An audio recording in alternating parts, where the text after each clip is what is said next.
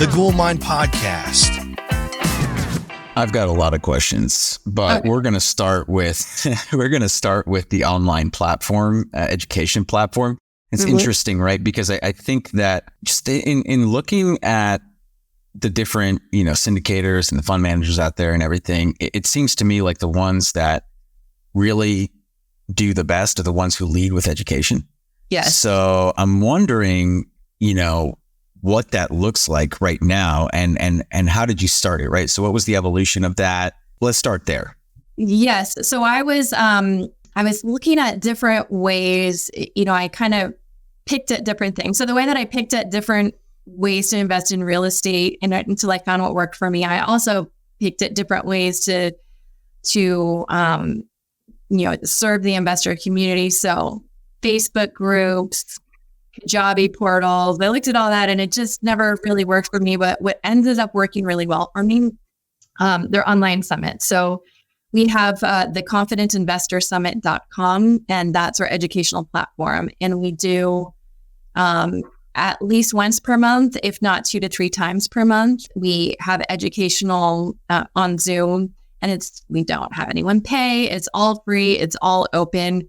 And so people come to the confidentinvestorsummit.com and they sign up for our stuff. And then once they're in our community, they get all of our education. We send out 2 to 3 educational emails per week. And the thing is, you've probably experienced this if you've tried investing in something new.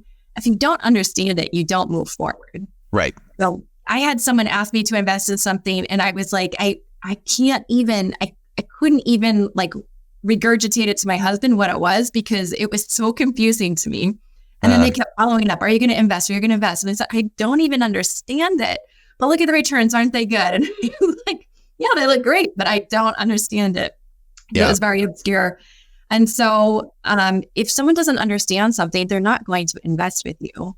And if you provide education, they understand it, and they're consuming the education while they're not trying to invest with you, they're going to either self-select, I'm moving forward with Sugo Capital or I'm not. And then by the time you make an offer, they already know if they want to join you for an investment opportunity or not. And so it takes the sales cycle out of it. A lot of people ask me, hey, when you're making an offer, do you have a sales team? Nope. We don't have a sales team. We just, everything is automated. People, they get the education, they make a decision. Is this right for you? And if it's not, if they're like, no, I don't like multifamily, I want hotels, then I go, all right, Danny, we got some hotel investors. Yes. We don't have what you want. No problem. Let's find someone who has something you like. And then when we have everything really smooth and automated as well, so that investors can go on the journey by themselves, and we don't have high pressure sales or anything like that. And so, I definitely agree that education first and education forward companies have a much stronger own. And then also you don't have to, get into the murky space of having a sales team for your investment opportunities, which, nobody enjoys that on the receiving end. Yeah, it's interesting, right? Like, and there's so many different schools of thought on that. And I want to get back to that, but I'm curious in terms of, starting out with the Confidence Investor Summit. What was the reach like? Like, how are you marketing this? How are you getting it out there to people? Like, were you running ads? Were you doing cold email? Were you just blasting it to your sphere? Like, what were you doing? Yes. In the beginning, we were just blasting it to our sphere, and we were asking people that we knew to also invite folks. So, if I knew at the time, I'd be like, Danny, I'm doing this educational event. Would it serve your community? Here's the topic. If you think it serves your community, here's an invite link and you can invite people. So it was all organic in the beginning. I think the first event had like 14 views. So, don't worry if this first one's small. Now it's like we have 700 people, 2,000 people. Oh, really?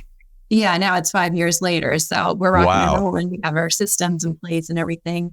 But in the beginning, so we've never done Facebook ads. I know that some people are super successful with that, and that's probably in our future.